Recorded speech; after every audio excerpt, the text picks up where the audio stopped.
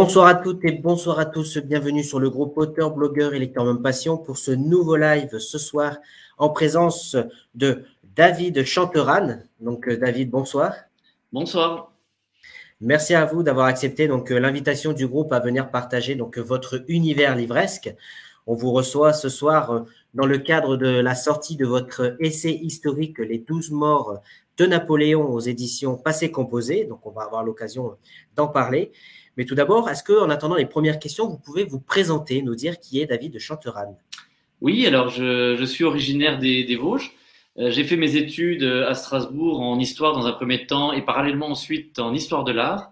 J'ai poursuivi mes travaux ensuite à Paris-Sorbonne, à l'université Paris 4 à l'époque, Paris 4 Sorbonne avec le professeur Jean Tullard. Et donc j'ai eu plusieurs missions. Dans un premier temps à la bibliothèque Thiers qui appartient à l'Institut de France. Et puis progressivement, j'ai fait des actions à la fois en tant que journaliste, que rédacteur en chef, qu'historien, chercheur. Et je m'occupe également, on va en parler peut-être, donc à la fois de magazines, donc la revue du souvenir napoléonien, magazine Napoléon Ier. Et puis je suis également directeur de musée. Je l'ai été pendant 4 ans et demi au musée Napoléon de Brienne-le-Château. Et depuis le 1er juillet, je préside, donc je dirige le musée Bertrand de Château. Voilà. Très bien, merci David pour cette belle présentation. Donc on l'aura compris, vous êtes un passionné, on va dire du Premier Empire ou de Napoléon? Oui, de la période, c'est-à-dire de cette période qui va de la fin de l'Ancien Régime jusqu'à 1815 et même au-delà, parce que tout le 19e siècle me passionne.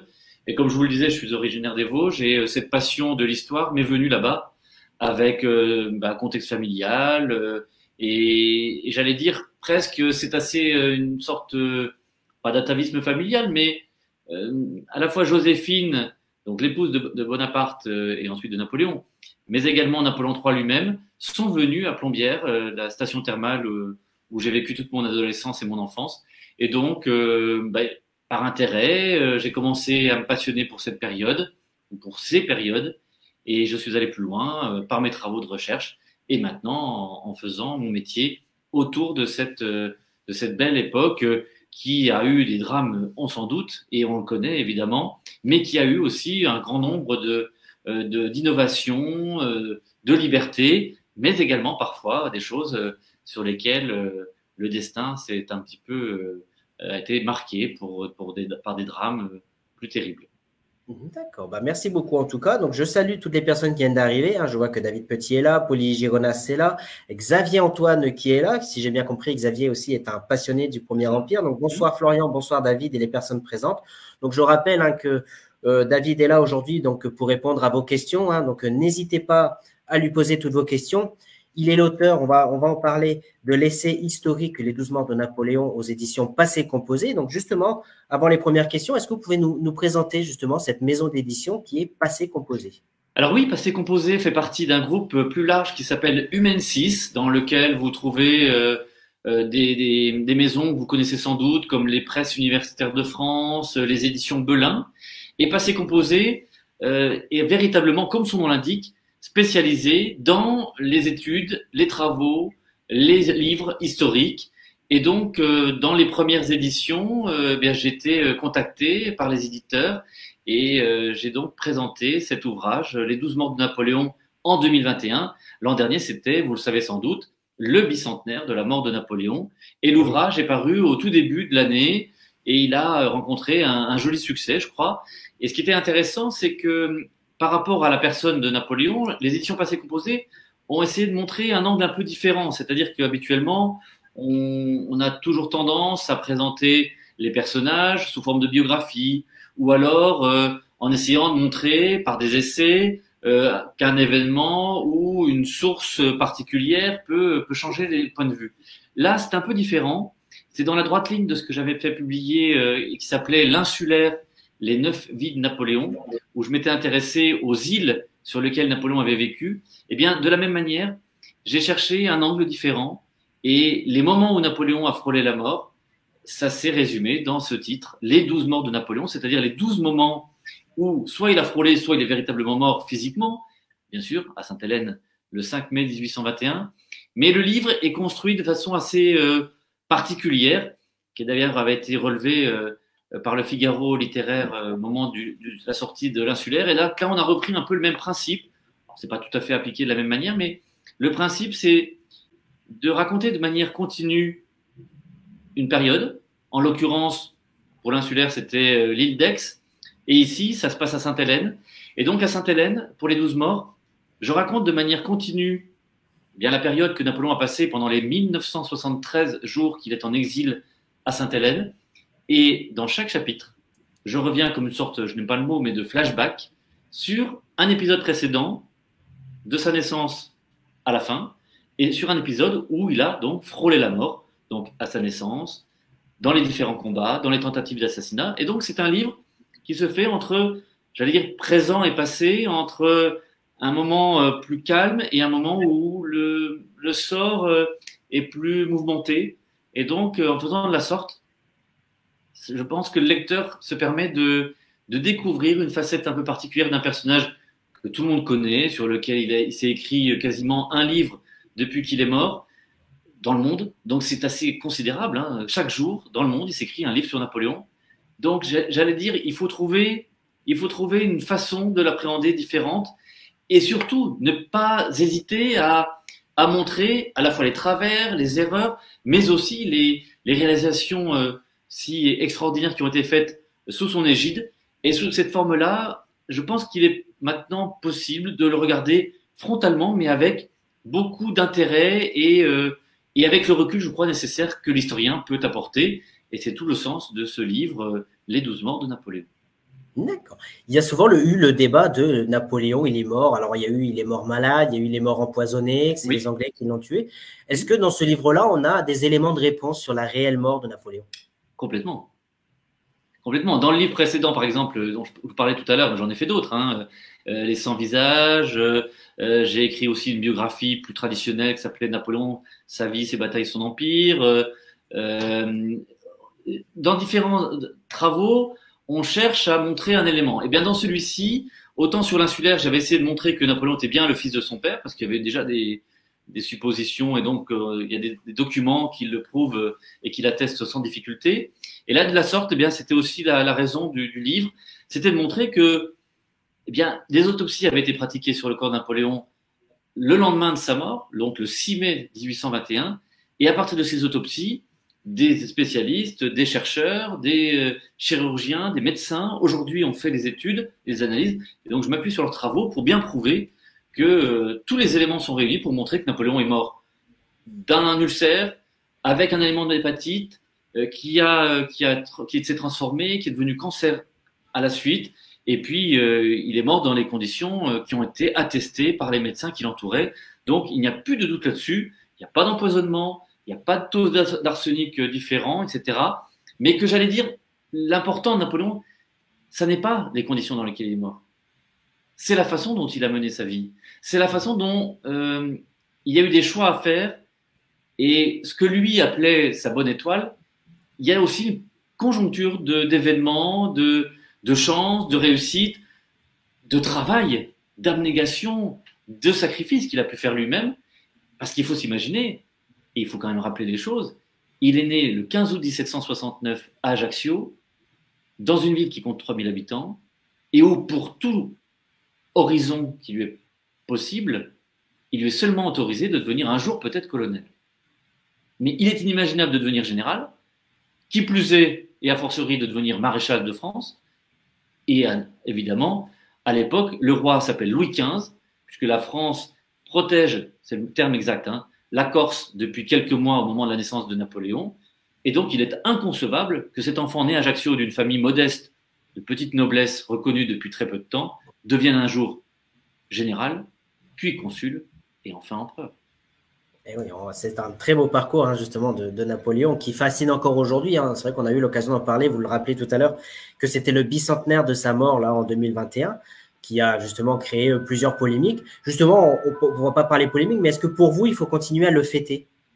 Alors justement, c'était toute la question. C'est-à-dire que fêter quelqu'un, ça signifierait avoir des regards qui seraient dénués de tout jugement. On n'a pas d'ailleurs de jugement véritablement à porter, mais Le travail de l'historien, c'est de s'appuyer sur des sources, de travailler sur les archives et de porter à la connaissance des lecteurs ou aujourd'hui là des internautes des éléments qui permettent à eux ensuite de faire leur opinion. Et ensuite aussi aux chercheurs qui auront d'autres éléments et d'autres moyens peut-être d'analyse, d'aller plus loin dans la façon de concevoir et d'expliquer une période.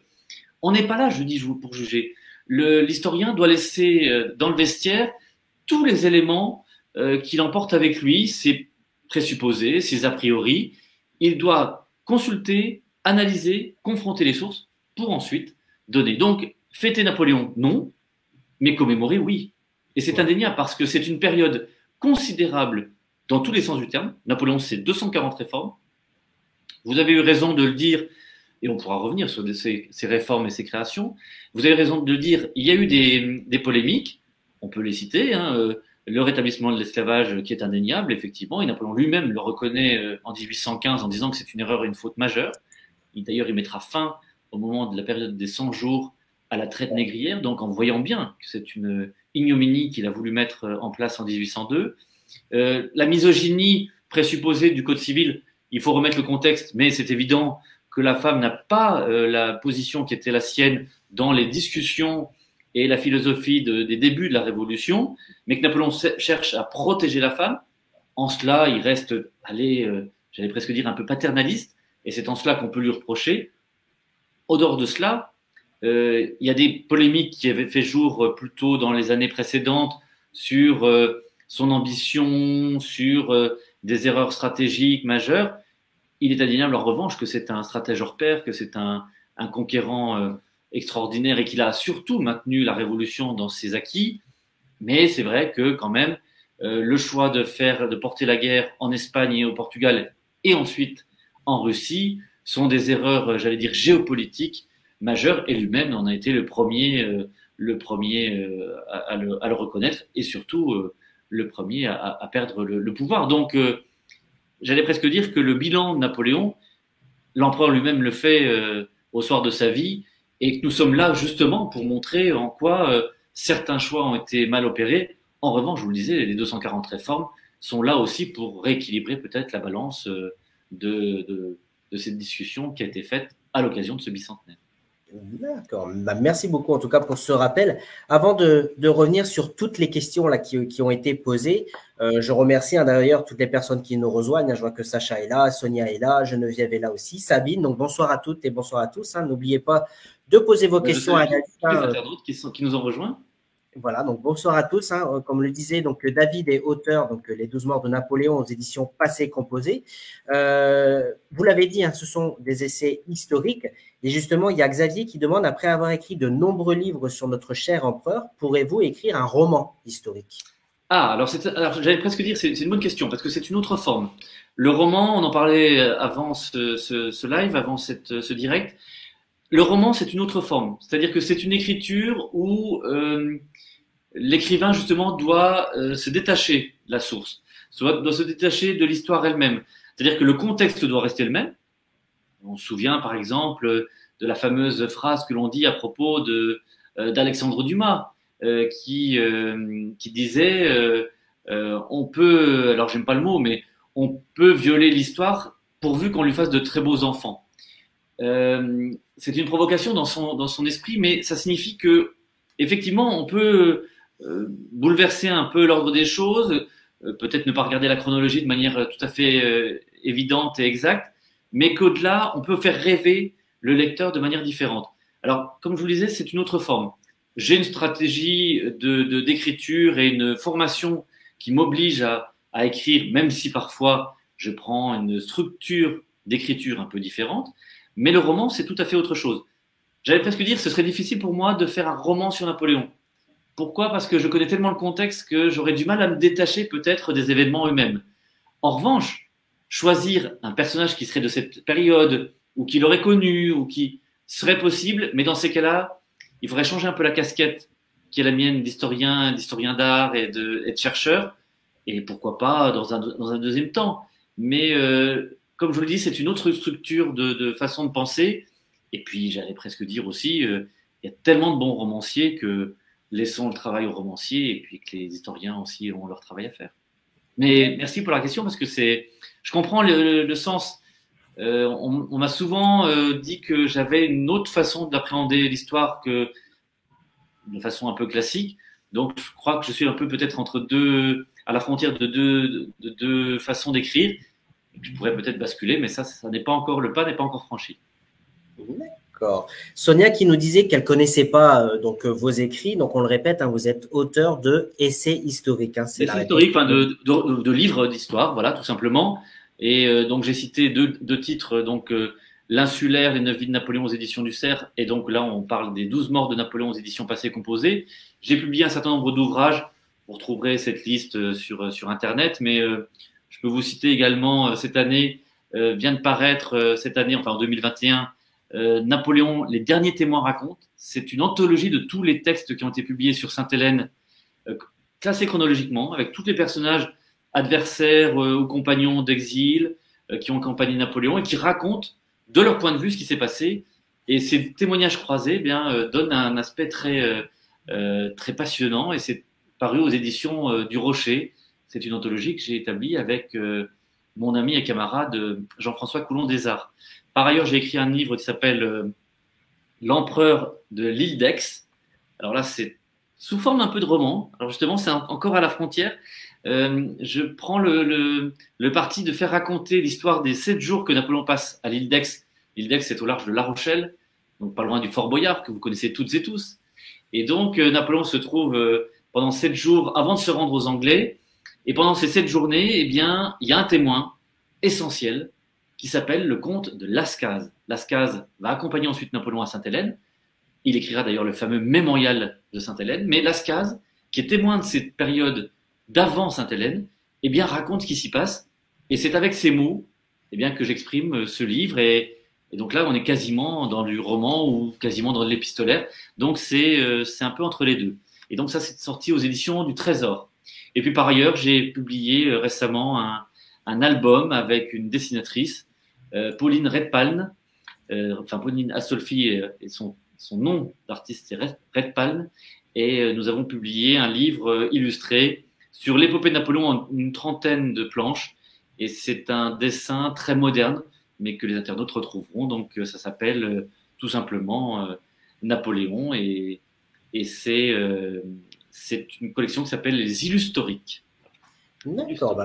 Merci beaucoup pour cette présentation. Et d'ailleurs, je rappelle hein, que on peut retrouver le lien de votre page Facebook là-haut dans la description, ainsi que le lien pour acheter vos livres.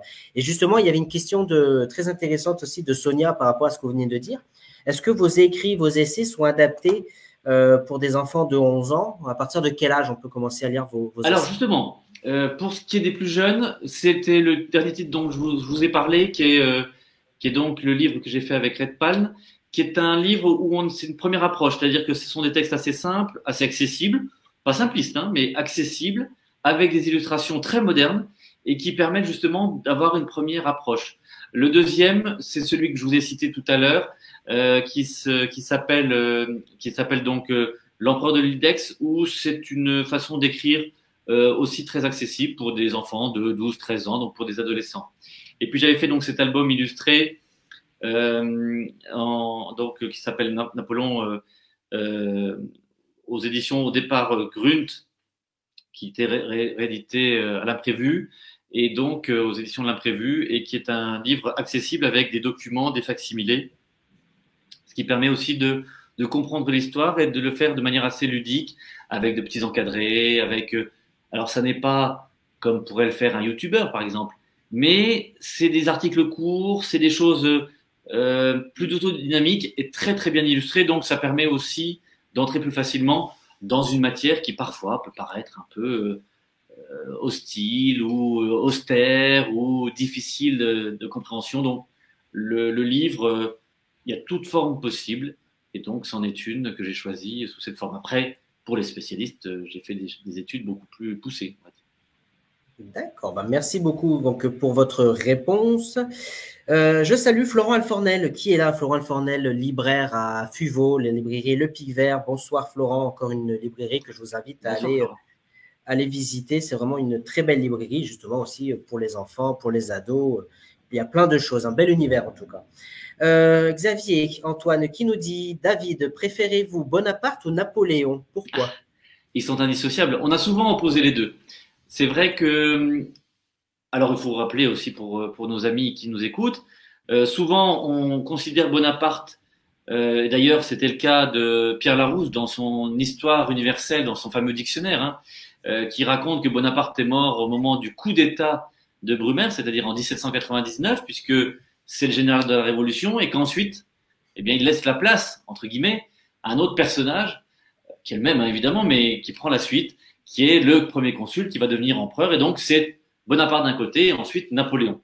En réalité, Napoléon, il apparaît véritablement de manière officielle au moment de la proclamation de l'Empire, c'est-à-dire le 18 mai 1804, et c'est ce même Napoléon, puisqu'il a pris son prénom comme titre, comme Louis XIV prenait ce titre de Louis, puisqu'en fait il est né Capet, hein, eh bien Louis XIV, eh bien Napoléon Ier fait de la même sorte, et il se fait donc sacré par le pape et il se couronne. J'allais dire, les deux hommes sont indissociables. On ne peut pas considérer qu'il y aurait un personnage, entre guillemets, positif, qui a l'ambition d'établir la République de manière définitive et importante en Europe, du temps où il est général en Italie, en Égypte, et qu'ensuite, parvenu au pouvoir, ce soit un homme différent. Bien sûr, il a pris des formes différentes. Mais, justement, et c'est peut-être ça le cœur du personnage de Napoléon, pourquoi aller au-delà?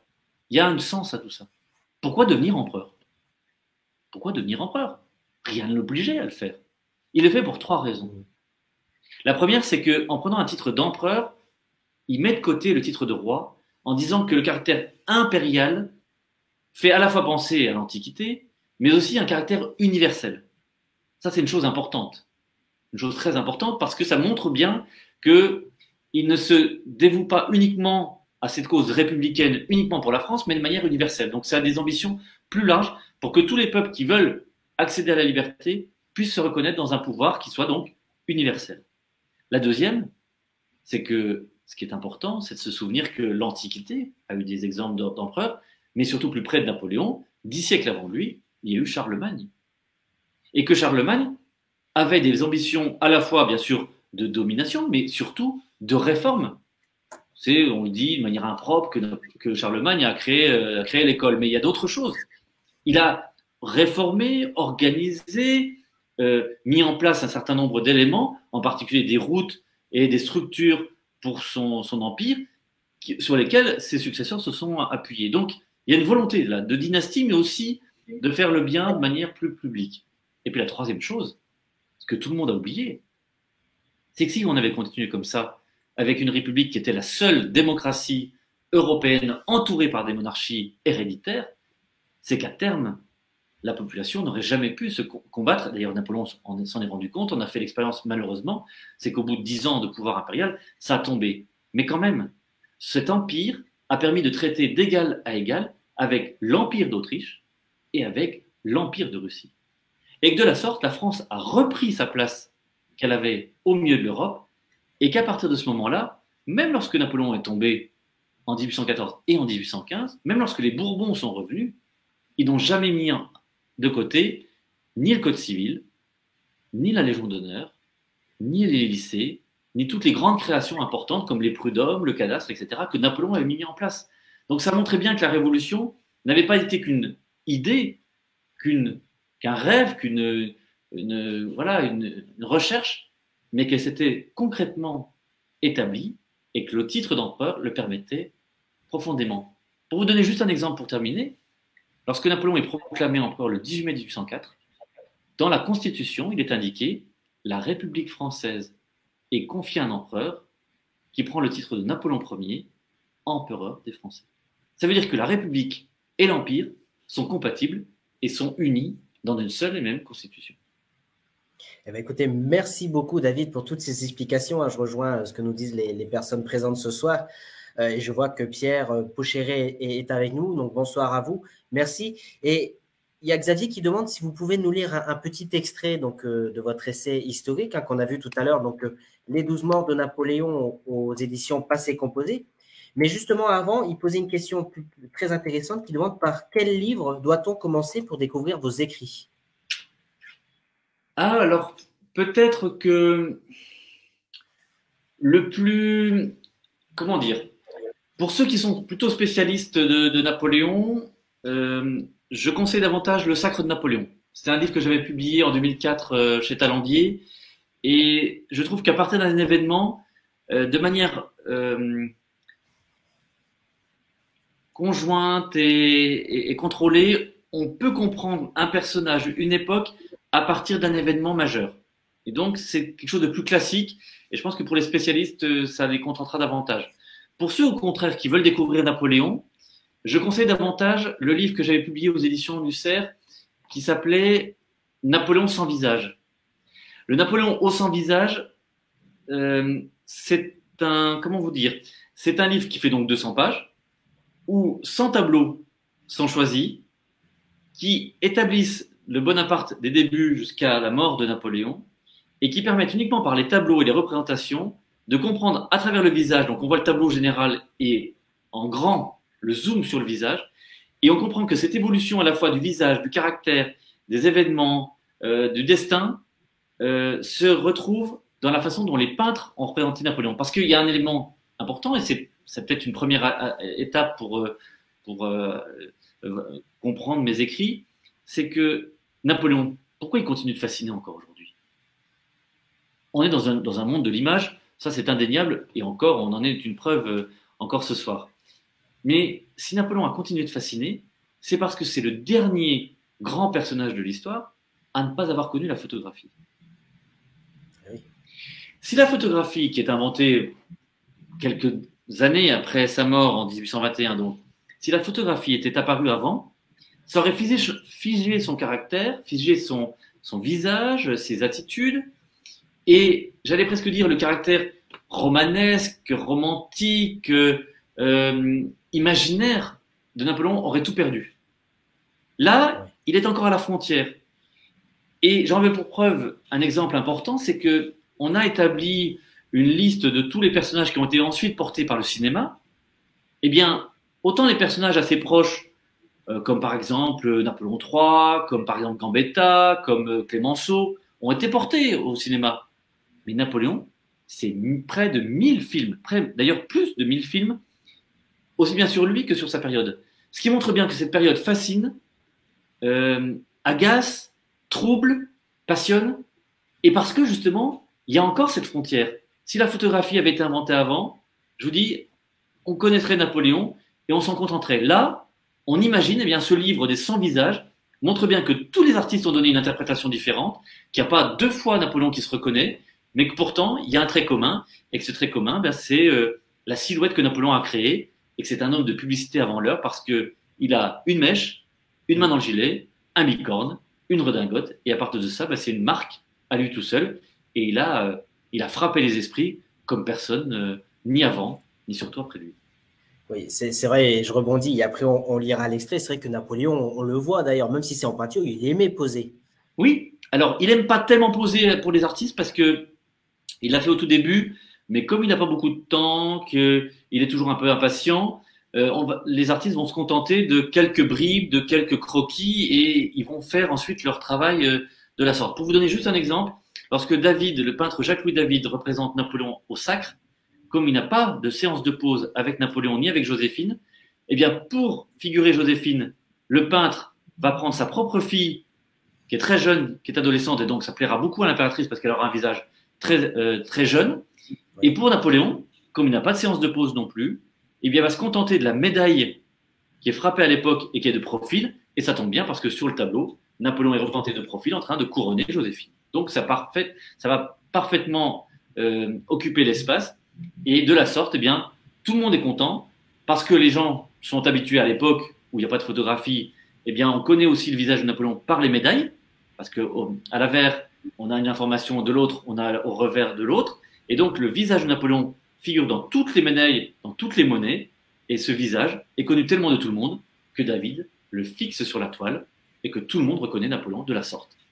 D'accord. Et justement, la petite anecdote sur ce tableau, est-ce qu'il est vrai que sa mère n'a pas assisté au sac parce que c'était tendu avec Joséphine, mais qu'il a demandé à rajouter sa mère à la fin du tableau parce que les gens ne comprendraient pas du pourquoi la mère de l'empereur n'était pas là. Est-ce que c'est vrai? Exactement. C'est non seulement vrai, mais on veut pour preuve tous les éléments préparatoires de l'artiste, qui avait commencé avec des croquis préparatoires, qui a fait ce qu'on appelle une mise au carreau, pour que les choses soient bien établies, qui a fait ensuite ce qu'on appelle un modello, c'est-à-dire la représentation complète. Et bien dans toutes ces étapes, la mère de Napoléon ne figure pas, parce qu'elle était absente de Paris et qu'elle n'arrivera qu'au milieu du mois de décembre, c'est-à-dire quelques jours seulement après la cérémonie, donc elle n'est pas présente. Et lorsqu'il voit le travail en modello, Napoléon demande, non, non, ma mère ne doit pas être absente, parce que sinon on comprendra que la famille Bonaparte est désunie, donc il faut absolument qu'elle figure dans une des tribunes, ce que l'artiste doit donc ajouter, et il le fait à la toute dernière minute. Et également, parce que son idée première était de représenter son auto-couronnement, Napoléon trouve que ça lui donne une attitude un peu martiale, et donc David change légèrement en faisant la scène qui va suivre, c'est-à-dire le couronnement de Joséphine. Mais comme il s'avance par rapport à cette attitude qui était un peu martiale, un peu stricte, où il était légèrement penché en arrière, et là cette fois-ci il se penche en avant vers Joséphine, il laisse un espace vacant, et dans cet espace laissé vacant où David repeint dessus, il a l'idée, l'artiste, de mettre un personnage qui ne figure pas non plus, comme d'ailleurs Madame Mère dans la cérémonie, et ce personnage, il lui donne les traits d'un autre personnage de l'histoire, c'est les traits de Jules César. Et donc, il y a un personnage qui n'était pas présent à cette cérémonie, on les a tous identifiés, et évidemment aussi Madame Mère, la mère de Napoléon. Mais ce personnage-là, qui figure juste derrière le visage de Napoléon à l'arrière, eh bien ce personnage, il a les traits de Jules César. On l'a retrouvé dans les croquis, dans les carnets de dessin de David lorsqu'il était élève à Rome, et c'est une statue de César. Il l'a fait plaquer avec un habit eh bien, de clergé italien, mais on reconnaît bien les traits de César. Et c'est une sorte de clin d'œil de l'histoire en disant que Napoléon est surveillé à la fois par sa mère, donc par son clan Bonaparte, mais aussi par Jules César, qui était un de ses héros, un de ces héros qui a marqué à la fois sa passion de l'histoire, mais aussi l'engagement qui était le sien pour devenir l'un des conquérants de l'Europe. Eh ben, écoutez, merci beaucoup pour cette anecdote. C'est très passionnant, hein. Donc, je répète, n'hésitez pas, et on va passer à l'extrait tout de suite. N'hésitez pas à poser vos questions, que ce soit sur les écrits de David ou sur Napoléon. Hein, profitez, hein, c'est vraiment très passionnant. Il y a beaucoup de questions qui arrivent, mais en attendant, voilà, je vais vous laisser vous lire donc l'extrait donc de votre essai historique, Les 12 morts de Napoléon aux éditions Passé Composé.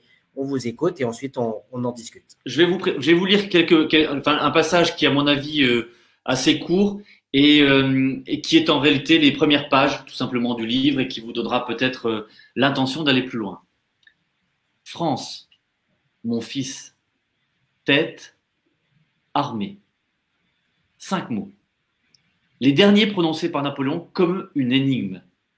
Qu'avait donc bien voulu dire l'exilé de Sainte-Hélène à ses compagnons qui l'entouraient au matin du 5 mai 1821? Pourquoi avait-il précisément choisi ces bribes de phrases quelques heures avant l'instant fatidique de sa mort qui allait précisément survenir à 17h49? Il m'a longtemps paru que tout avait été prévu, qu'avant de disparaître, l'empereur déchu avait cherché à délivrer un message intime et personnel. En faisant référence à son héritier, cet Aiglon ensuite popularisé par Edmond Rostand, et l'imaginant peut-être rediriger ses troupes, il avait sans doute voulu effacer des mémoires la défaite de Waterloo. Si son fils reprenait le flambeau, cela prouverait au monde que tout n'avait pas été vain. Ces années de combat qui avaient permis de maintenir la France républicaine sur ses bases, à la fois libre et indépendante au milieu des monarchies féodales, auraient donc finalement un sens. Pourtant, un dernier élément manquait. Si tel avait été son vœu le plus profond, pourquoi n'avoir pas tenté de s'échapper? Pourquoi ne pas avoir accepté de reprendre la mer comme certains l'y engageaient, afin de poursuivre la lutte aux États-Unis ou au Brésil? Ne l'avait-il pas déjà fait autrefois lorsqu'il avait quitté Porto Ferraio, la capitale de l'île d'Elbe, en février 1815? Cette fois, il est vrai, les conditions n'étaient plus les mêmes. Pendant plus de 5 ans, précisément 1973 jours, il avait été surveillé, épié, scruté par son geôlier britannique. Sur cet îlot rocheux, entouré de navires croisant au large pour mieux contrôler les allées et venues, cerné par des dizaines de bouches à feu et de fusils qui devaient dissuader tout complice éventuel souhaitant le libérer, il n'avait simplement pas trouvé la faille. Lui qui avait usé par le passé de tant de trésors d'ingéniosité, il n'était pas parvenu à s'extraire de cette prison comme jadis d'improbables impasses. Pourtant, ce dernier épisode n'en était qu'un parmi d'autres. Il avait réussi d'autres aventures, autrement plus périlleuses. Merci beaucoup, David, pour cet extrait. Vraiment, donc vous le rappelez, hein, c'est donc les premières pages de votre essai historique Les 12 morts de Napoléon. Il y a justement Florent, donc le libraire dont on parlait tout à l'heure, qui est FIO, qui dit « Je le vends à foison, passé composé, c'est fabuleux ». Donc passé composé, hein, c'est la maison d'édition, hein, on le répète. Donc merci Florent pour ce commentaire. Ah oui, voilà. Pour redire un mot à Florent, il a raison. Ça n'est pas uniquement parce que c'est ma maison d'édition, c'est dans le monde de l'édition, là je parlais de passé composé, mais il y a souvent, par rapport à des, comment dire, par rapport à des propositions éditoriales, il y a souvent des maisons qui fonctionnent très bien, de manière plus classique, etc. Et là, c'est une maison assez récente, assez jeune, qui a choisi, non pas forcément de prendre le contre-pied pour le faire, mais qui a pris le pari de donner la parole et d'offrir la possibilité d'éditer à des auteurs qui avaient une autre conception de l'histoire et qui cherchaient justement à étudier des pans entiers qui nous parlent encore aujourd'hui vous en avez parlé tout à l'heure dans la conversation que nous avons eue, dans les débats actuels. Je vous donne juste un exemple. Vient de paraître aux éditions Passé Composé un très beau livre sur la laïcité qu'a publié Éric Anseau. Si franchement, il y a bien un élément qui nous marque et qui nous interpelle dans nos débats actuels, que ce soit politiques ou sociétaux, c'est bien la laïcité.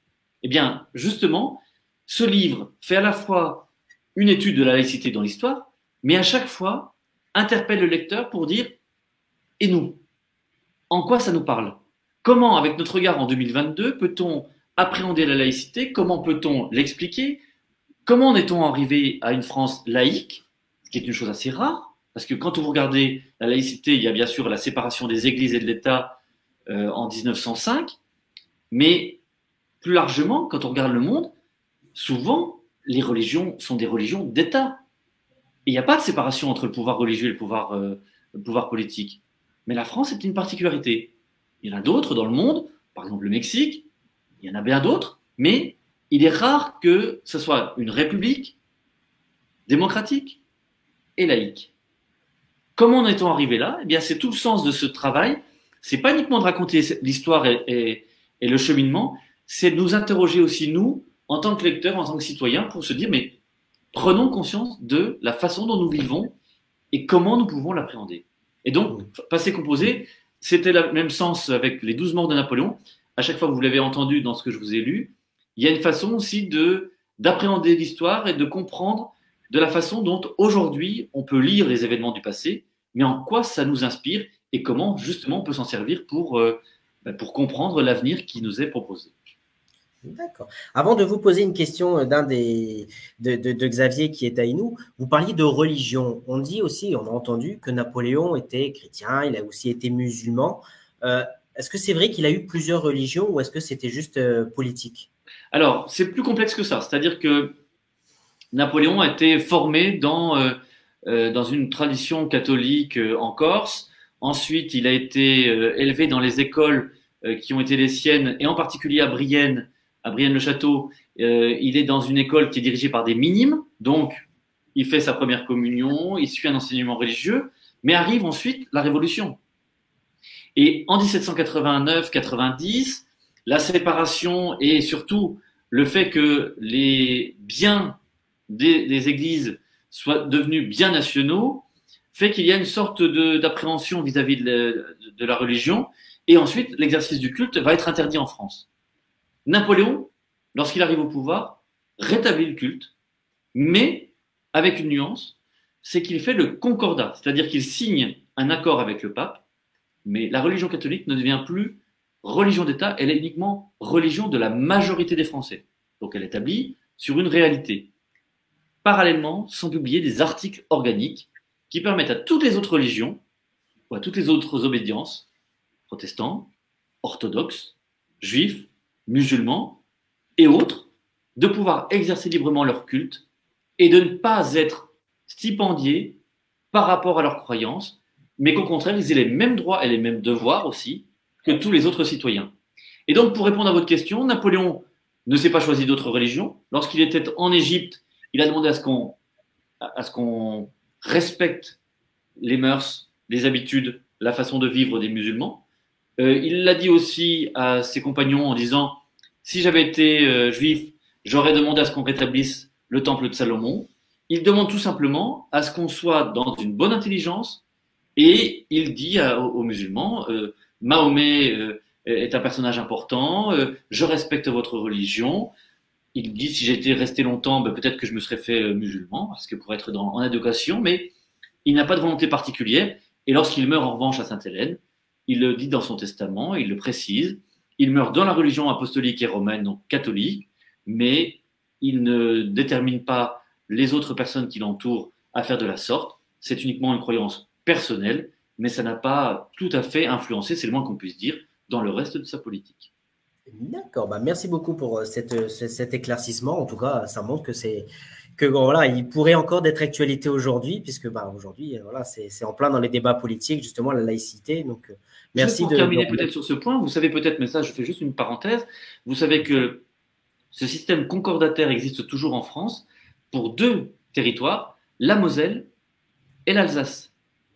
Parce que comme ce système concordataire a existé jusqu'en 1905, l'Alsace et la Moselle étant devenues sous domination allemande à partir de 1871, eh bien, ces régimes ne sont pas devenus transformés en 1905. Et lorsqu'en 1918, après la guerre de 14-18 donc, lorsque ces 2 territoires sont redevenus français, ils ont pu négocier avec la France en disant notre système concordataire nous fonctionne bien, donc ils l'ont conservé et c'est conservé encore jusqu'à aujourd'hui. Donc ça veut dire que les prêtres, mais également tous les religieux, sont financés, payés par l'État en Alsace et en Moselle, et que tous les biens, que ce soit les églises ou tous les biens qui permettent le culte, sont également assurés par les biens de l'État, ce qui n'est pas le cas notamment pour le reste de la France. D'accord, merci beaucoup. Xavier qui nous demande, voilà, est-ce que vous pourriez écrire sur Napoléon III et son règne de mal-aimé? Ah, alors c'est une bonne question. J'ai fait un petit livre sur Napoléon III, qui était un livre régional, mais quand je dis petit, c'est-à-dire uniquement au niveau de la forme, c'était Napoléon III à Plombières. Alors Plombières, c'est ma ville natale, enfin je suis né à Épinal, mais voilà, j'ai vécu toute ma jeunesse là-bas. Et on avait publié ce livre que j'avais dirigé sur donc, Napoléon III et le Second Empire, à l'occasion du 150e anniversaire des accords de Napoléon III et de Cavour. Alors, un petit rappel, Cavour était le premier ministre du Piémont-Sardaigne, et par cet accord, eh bien, en germe se trouve l'Italie contemporaine que vous connaissez toutes et tous. C'est-à-dire qu'il faut s'imaginer qu'il y a 150 ans, l'Italie n'existait pas comme vous la connaissez. Il a fallu en 1870 que l'Italie soit unifiée, mais Napoléon III a été à l'instigation de tout cela. Et la première entrevue se fait à Plombières, dans cette ville des Vosges, qui était une station thermale où Napoléon III venait prendre les eaux. Et il avait reçu donc le Premier ministre italien. Donc, on a fait ce petit volume en français et en italien à l'occasion du 150e anniversaire. Donc, j'ai publié sur Napoléon III et je pourrais peut-être le faire de nouveau. D'ailleurs, je dirige des magazines, Napoléon Ier, on en a parlé, mais je dirige également Napoléon III, qui est un autre magazine sur le Second Empire. Et parallèlement, je suis le directeur également de magazines sur Paris, de Lutèce à nos jours, sur le château de Versailles. Et puis également, je dirige un magazine qui s'appelle 14-18, avec pour rédacteur en chef Jean-Pascal Soudagne. Eh bien, merci beaucoup. Et justement, est-ce que vous pourriez écrire une biographie d'un personnage proche de l'empereur ou ayant vécu sous son règne, un soldat, un officier, un civil ou un homme ou une femme ordinaire? Oui, bien évidemment. Là, les prochains livres que je suis en train de préparer ne sont pas forcément sur uniquement cette période. J'en ai fait d'autres d'ailleurs sur d'autres éléments. J'ai publié une biographie qui n'a rien à voir sur Marcel Carné, le cinéaste qui a fait Les Enfants du Paradis, Les Visiteurs du Soir, Hôtel du Nord, Quai des Brumes, Les Portes de la Nuit, Les Tricheurs, enfin bref, beaucoup de films que vous connaissez sans doute, drôles de drames. Donc vous voyez, je n'ai pas que cette corde-là à mon arc. Je pourrais publier effectivement sur d'autres personnages. Et j'ai réédité un militaire, un chambellan de Napoléon. Et donc, ses mémoires avaient été publiées, mais de manière un peu méconnue ou de manière un peu à l'écart des grandes éditions. Et donc, j'ai réédité ce livre avec une préface. Et donc, je me suis intéressé à ce personnage. J'ai également écrit sur Murat, j'ai écrit sur d'autres personnages. Donc, vous voyez, il n'y a pas que Napoléon. Il y a aussi des personnages de son entourage. Donc, ce serait l'occasion, peut-être un jour, de publier sur ces personnages qui entourent l'empereur ou qui sont opposés à lui.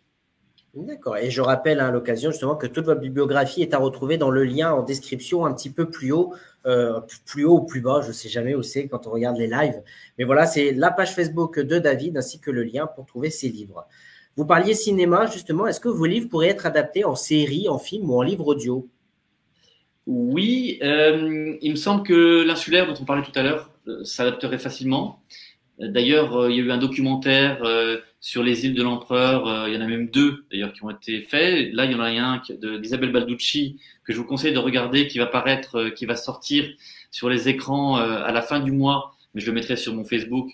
Donc, sur la chaîne Corse Via Stella, donc France 3 Corse. Donc, les îles de l'Empereur, ça s'adapte bien. D'ailleurs, mon ami Jean-François Coulon, dont je parlais tout à l'heure, avait fait aussi un documentaire sur les îles. Mais le livre se prêterait bien à un film de fiction, parce que il y a tous les éléments j'allais presque dire d'un bon thriller, pour savoir pourquoi Napoléon parvient à échapper à ses geôliers par l'esprit. Les îles, c'est un moment important de sa vie. Il est né sur une île, il a combattu sur des îles, il a combattu l'Angleterre qui était une île, il s'est marié à une insulaire née à la Martinique, Joséphine. Il a vécu des exils aussi bien à l'île d'Elbe qu'à l'île d'Aix et puis à Sainte-Hélène. C'est quand même étonnant. Cet homme qui a conquis l'Europe, qui était un soldat de terre, j'allais dire, qui s'était rêvé d'ailleurs marin, eh bien, a vécu beaucoup de temps sur des îles, ou du moins cette formation insulaire l'a beaucoup marqué. Et je pense que le livre tel qu'il est construit pourrait justement être adapté par un cinéaste. Donc, s'il y a un cinéaste qui nous écoute, ou si vous connaissez autour de vous, ça peut peut-être donner naissance à une adaptation au cinéma. Eh bien, écoutez, on regardera ça. Des acteurs, j'en connais, des cinéastes, pas encore, mais pourquoi pas. En tout cas, merci beaucoup. Là, on va parler un petit peu de vos rituels. Est-ce que vous avez des habitudes d'écriture, des rituels particuliers? Alors, j'écris plutôt le soir. Je dis souvent que bon, pour les idées claires du travail quotidien, il est mieux de travailler plutôt le matin et toute la journée comme le rythme habituel. Mais le soir, quand le rythme est plus calme, que les bruits sont étouffés, que le téléphone ne sonne plus, eh bien, on a le temps de reposer et d'emmagasiner à la fois tout ce qui s'est passé dans la journée pour le ressortir de façon écrite. Donc, parfois, j'ai une idée en germe le matin, je la laisse jouer son jeu, et puis ensuite, je couche ça sur le papier ou à l'écran, hein, lorsque j'écris, je tape sur le clavier, plutôt en fin de journée. Après, est-ce qu'il y a un rituel véritablement? Pas proprement parlé, mais je construis plutôt ça comme une sorte d'architecture, c'est-à-dire que j'ai une idée du thème, évidemment, du sujet tel que je l'imagine, mais après, je le construis comme des architectures imbriquées, c'est-à-dire que je vois bien où je vais conduire le lecteur, mais je le fais comme des piles qui s'accumulent, et ensuite, je m'inscris dans un élément, et après j'accumule les strates pour préciser, pour reprendre. Donc c'est comme, je sais pas, comme un artisan qui remettrait le travail sur le métier plusieurs fois. Et ben voilà, c'est une sorte de millefeuille. Et quand le millefeuille est complet, je vous laisse le déguster. D'accord, merci beaucoup. Je salue, on parlait de lui tout à l'heure en off, de Fanfan David, François David, qui est là, donc qui, on le rappelle, un organisateur du Festival du Livre de Marseille, Merci dont vous étiez présent début décembre, et qui, on le rappelle, qui a permis ce live. Hein. Donc, encore une fois, merci à François. Justement, vous étiez présent au Salon du Livre de Marseille. Parlez-nous de ce festival, de ce qui vous a plu, et est-ce qu'on pourra vous voir prochainement dans de nouveaux salons? Oui, alors c'est un très beau festival du Covid. Oui, très beau festival qui a rencontré un grand succès en dépit des circonstances qui étaient un peu compliquées. Il y avait une très belle très belles propositions d'auteurs dans différents domaines, romanciers, écrivains d'essais, youtubeurs, donc pour la presse ou de l'édition jeunesse ou des gens plus confirmés. Ça allait de personnalités du spectacle ou de la télévision à des écrivains chevronnés. Enfin, vraiment, c'était une très belle offre. Et j'ai trouvé que la confrontation justement du public avec ces différentes possibilités avait une stimulation formidable et que l'ambiance dans laquelle ça s'est passé, donc je n'étais là que le samedi parce que le dimanche, je devais rentrer à Paris. J'ai trouvé que c'était vraiment très stimulant et donc je suis présent très souvent sur les salons parce que c'est une façon aussi d'échanger avec le public, à la fois des gens qui vous ont déjà lu ou qui vous découvrent et qu'il faut à la fois convaincre ou parfois expliquer pourquoi on a choisi tel ou tel sujet. Donc c'est vraiment intéressant.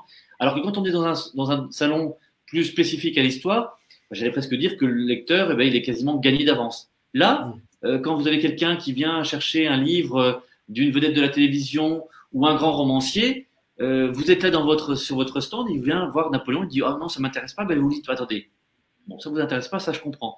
Mais il y a peut-être quelqu'un dans votre entourage qui s'intéresse à l'histoire. Ah oui, oui, effectivement, j'ai une sœur qui se passionne parce qu'elle a fait des études. Ah oui, oui, j'ai peut-être mon beau-père. Bon, voilà. » Et donc, progressivement, vous l'accrochez, vous lui dites « Ben voilà, moi j'ai voulu pas montrer Napoléon sous cet angle-là, uniquement du stratège militaire, mais sous cet autre angle, c'est-à-dire la façon dont il a vécu, la façon dont il a pris des décisions importantes, les personnes qui l'entouraient, des choix qu'il a pu opérer. Donc, tout doucement, il y a un échange, un lien qui se fait, et je trouve que ça, c'est vraiment très enrichissant. Je ne devais pas être là le lendemain parce que on en parlait tout à l'heure avant ce live. J'ai eu le prix Napoléon du Festival Napoléon. Avec également Jean Tullard, Thierry Lenz, Jean-Pierre Ozna et le comédien Christian Clavier que tout le monde connaît, qui a interprété Napoléon. Et donc nous étions réunis sur la scène du Ciné-Club L'Étoile à Paris, donc place de l'Étoile, hein, ça ne s'invente pas, rue Troyon, qui est juste à côté. Et donc ce premier festival Napoléon où des films, des spectacles étaient donnés, des conférences, eh bien nous a permis de recevoir des prix qui étaient décernés pour cette année Napoléon. Et donc j'étais très honoré de cette récompense. J'ai reçu également le prix des deux empires pour les 100 visages, donc Napoléon sans visage.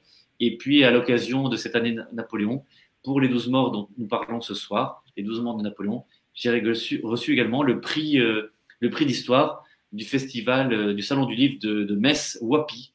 Et donc, c'est aussi une très belle récompense quand on voit la liste des différents auteurs qui ont déjà été récompensés dans le passé. C'est vrai, oui. Et puis vous parliez, donc d'abord félicitations donc, pour tous ces prix. Et c'est vrai que vous en parliez, Napoléon a été interprété par Christian Clavier et qui personnellement, je trouve qu'il l'interprète plutôt très bien. Ça a été alors très mal jugé au départ parce que c'était quand même dans l'esprit des gens, c'était Jacouille la fripouille des Visiteurs, oui. C'était Thénardier qu'il avait interprété quelques temps auparavant à la télévision. Donc des personnages un peu, soit un peu rocambolesques, soit humoristiques, soit un peu triste ou terrible. Thénardier, ça reste quand même les Thénardier sont ceux qui ont quand même pris dans des conditions très difficiles Cosette, donc ça reste des personnages détestés de la littérature. Donc adapter ensuite Napoléon, c'était un peu particulier. Et bien finalement, Christian Clavier, même si le contexte dans lequel ça s'est passé, parfois il y aurait pu y avoir des adaptations différentes parce que il y a des anachronismes, des choses un peu rapides, mais il a permis de populariser Napoléon auprès d'un public qui n'était pas forcément intéressé. Et ça reste Christian Clavier quand même. Quand vous regardez sa filmographie, à la fois ça va des bronzés en passant par Prof, ça va de différents rôles qui ont été importants dans différents domaines. Donc il est un personnage comme par exemple Qu'est-ce qu'on a fait au bon Dieu. C'est un personnage qui est une sorte de Louis de Funès, un peu nouvelle vague. Mais au-delà de ça, il a commencé dans des comédies, il a fait des rôles plus tragiques. Il a vraiment une panoplie très large.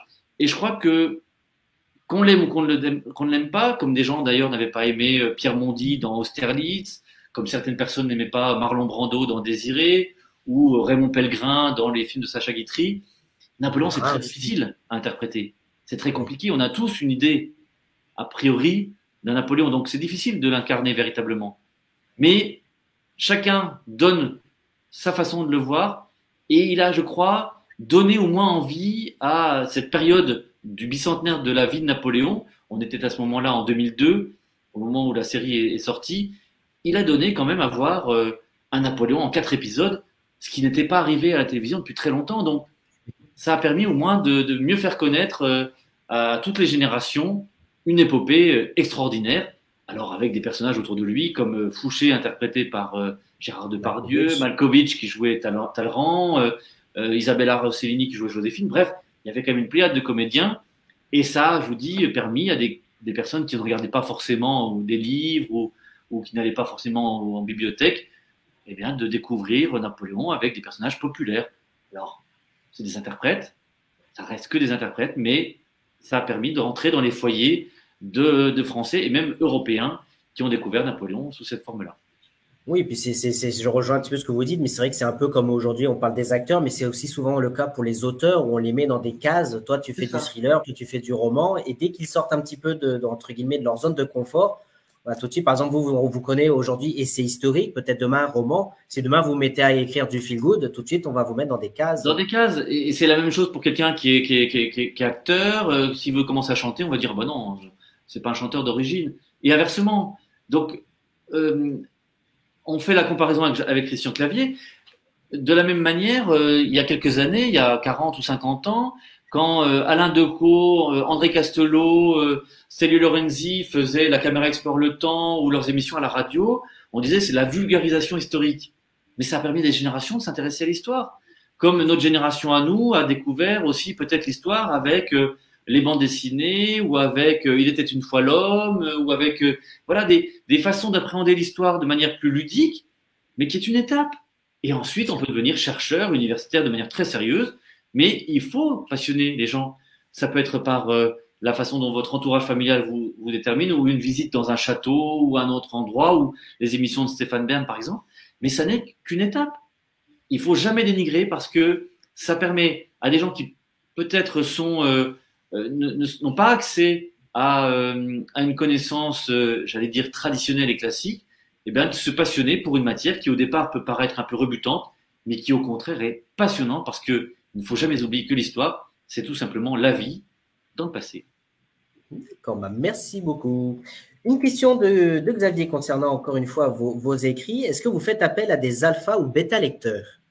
Alors, je fais relire mes différents travaux par soit des spécialistes, soit des gens qui n'ont rien à voir dans la famille, dans l'entourage. Donc, j'aime bien avoir leur regard. Et souvent, ça permet de dégoupiller une erreur éventuelle. Donc, c'est souvent mieux que de se relire soi-même une centaine de fois. Au bout d'un moment, on ne voit plus. Donc, il faut avoir la réaction première. Alors, l'éditeur est là pour ça. Mais avant, j'aime bien effectivement faire relire. Ça permet toujours d'avoir une première réaction. Et souvent, j'aime bien faire relire par des gens qui ne sont pas forcément spécialistes.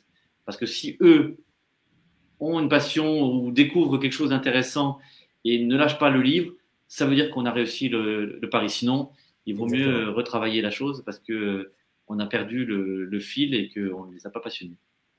D'accord. On atteint l'heure de live, là, à la seconde près. Donc, si vous avez encore, 2, 3, 4 questions, n'hésitez pas, hein, parce qu'après, il va falloir qu'on mette fin au live. Est-ce que, par exemple, aujourd'hui, si Napoléon était encore présent aujourd'hui, qu'est-ce que vous lui diriez? Alors, je dirais, parce qu'il l'avait dit lui-même d'ailleurs, je ne sais pas si c'est une phrase apocryphe, mais on cite souvent pour Napoléon différentes phrases, impossible n'est pas français, un croquis vaut mieux qu'un long discours, etc. Mais il avait dit, mon ambition était trop grande. Et je lui dirais, alors c'est bien facile, après, facile d'aujourd'hui de voir un petit peu comment tout ça aboutit. Mais je lui dirais, regarde quand même, par rapport à ce qui s'est passé, regarde tout ce que tu as pu accomplir, mais regarde qu'avec cette ambition devenue dévorante, ce que tu aurais pu accomplir de plus. Et je lui ferai relire peut-être un très beau livre qui était paru dans les années 1830, qui s'appelait Napoléon apocryphe, où le sous-titre s'appelle l'histoire universelle. L'auteur rêve que Napoléon, justement, s'arrête dans son ambition, fait la paix avec les Russes à Moscou, revient à Paris, demande à ce que, justement, les conflits s'arrêtent et établit une sorte de paix universelle, une sorte de préfiguration de notre Europe actuelle. Et je lui dirais, regarde, dans les années 1830, ils avaient vu que tout était encore possible à un moment, en 1811, 1812, où eh bien, tu t'es engagé dans une campagne vouée à l'échec. Donc, c'était facile pour nous de dire ça. Mais à ce moment-là, la volonté de la Révolution et de la République de se faire protéger n'avait plus de raison d'être. Aller à Moscou, ce n'est pas la protection de la France. Et donc, cette ambition dévorante l'a engagé dans des conditions. Donc, s'il revenait, je lui dirais, voilà, regarde dans quelles conditions ça s'était terminé pour toi et peut-être aurais-tu pu, avec ton expérience, apporter davantage sur les années qui ont été ensuite engagées dans des conditions qui n'ont pas été vraiment favorables pour les Français. D'accord. Vous disiez tout à l'heure, et il est vrai, vous l'avez rappelé, on a fêté le bicentenaire de Napoléon au courant de l'année 2021. Peut-être l'occasion pour beaucoup de jeunes de découvrir ou redécouvrir Napoléon, la Légion d'honneur, le Code civil, vous le disiez tout à l'heure. Si pour vous, il y a une chose que les jeunes aujourd'hui devraient retenir de Napoléon, ça serait quoi pour vous? L'éducation. L'éducation parce que ça reste la base de tout. L'éducation, ça n'est pas uniquement des choses strictes, d'apprentissage, on va dire, habituel. L'éducation, c'est aussi une transmission. Napoléon est un très bon exemple. Il part de Corse, d'une île qui est assez modeste. Il accède avec les écoles, avec l'apprentissage, la lecture, le travail, l'acharnement, l'abnégation, le sacrifice des heures perdues à vraiment remettre sur le métier, vraiment, c'est toutes ces lectures. Il est parvenu à se hisser, ce qu'on appelle l'ascenseur social, il en est un exemple. Et lui-même a voulu le rendre en apportant la pierre qui manquait à l'édifice de cette éducation, parce qu'il n'y avait que des collèges à ce moment-là, il a créé le lycée. Le lycée, c'était donc pris sur l'exemple de l'Antiquité grecque. Il a fait donc le lycée, et il a créé au-delà, ce qui est notre éducation nationale aujourd'hui, ce qu'on appelle l'université impériale, qui est donc plus large que l'université, c'est-à-dire un système de protection, d'aide, de bourse, pour permettre à tout à chacun d'avoir des éducations poussées et de pouvoir justement s'élever si on a des capacités. Eh bien, cet élément-là, on devait retenir qu'une seule chose de Napoléon, c'est ça, c'est-à-dire qu'il a apporté à l'éducation française et plus largement européenne les bases solides. Et si aujourd'hui on passe le baccalauréat, ça n'est pas uniquement pour avoir un diplôme, c'est pour pouvoir ensuite accéder aux études supérieures. Eh bien, écoutez, quoi de mieux pour finir ce live sur ce mot à la jeunesse. En tout cas, merci à vous, David, pour cette, je ne vais pas dire ce cours d'histoire, mais ce rappel de notre histoire, justement, on le disait, le bicentenaire et toutes ces polémiques, et justement, de temps en temps, remettre la pendule au cœur du village, comme on dit, c'était essentiel. Donc, en tout cas, merci à vous pour ce live. Je vous laisse le mot de la fin, mais en tout cas, vraiment, merci beaucoup. Le mot de la fin, il sera assez simple. Tout d'abord, vous remercier parce que les directs Internet, parfois, ne permettent pas d'échange. Donc, merci à toutes et tous pour vos questions. Vous engagez surtout à continuer cette conversation à travers à la fois les livres, à travers à la fois les magazines, mais également les bandes dessinées, les documentaires, les films. S'il y a autant de passion aussi par la vidéo avec des jeux vidéo, Assassin's Creed, Game of Thrones, des séries, etc. C'est parce que la passion, l'histoire, elle peut nous toucher sous différentes formes. Et j'allais presque dire que on en est une preuve vivante et que Napoléon, qui était un grand lecteur, un grand passionné d'histoire, eh bien, nous a légué non seulement un héritage, et surtout, nous sommes aujourd'hui aussi les dépositaires de toute cette passion de l'histoire et que Napoléon a pu apporter une pierre à tout cet édifice. Donc, merci à toutes et tous, bonne soirée, et surtout, même si le bicentenaire est arrêté, parce que ça y est, c'est terminé, nous sommes en 2022, eh bien, j'allais presque dire, il ne reste plus qu'à nous maintenant de poursuivre au-delà et de continuer cette passion de l'histoire que nous avons toutes et tous en nous. Merci beaucoup. Eh bien, écoutez, merci à vous, David, encore une fois. Merci à tous. Je vous rappelle, chers amis, que la semaine prochaine, nous recevrons, même pas la semaine prochaine, dès jeudi soir, on recevra donc notre amie, pour ceux qui la connaissent, Marie-Blanche Cordoue, qui viendra donc nous présenter donc ses coups de cœur de l'année 2021, mais viendra aussi nous parler de romans d'amour dans le cadre des nuits de la lecture qui se dérouleront donc ce week-end. Voilà, c'est un événement national en partenariat avec le ministère de la Culture. Donc, elle viendra donc nous parler de tout ça. Merci encore une fois, David, d'avoir été présent avec nous ce soir. Je vous souhaite une agréable soirée. Je rappelle que le lien de votre page Facebook pour rentrer en contact avec vous est un petit peu plus haut, ainsi que le lien pour retrouver tous vos... J'ai une page publique aussi Facebook. J'ai une page publique, donc David Chantran, historien. Vous pouvez aussi consulter, vous avez tous les éléments. J'ai ma page de Facebook, malheureusement, où il y a déjà 5000 amis. Donc n'hésitez pas à plutôt suivre sur la page, on va dire, personnalité publique. Et ça vous permettra ensuite de suivre toute mon actualité. bah, écoutez, merci à tous, bonne soirée, prenez bien soin de vous, et puis bah, à très bientôt. Merci à tous, au revoir. Merci à vous.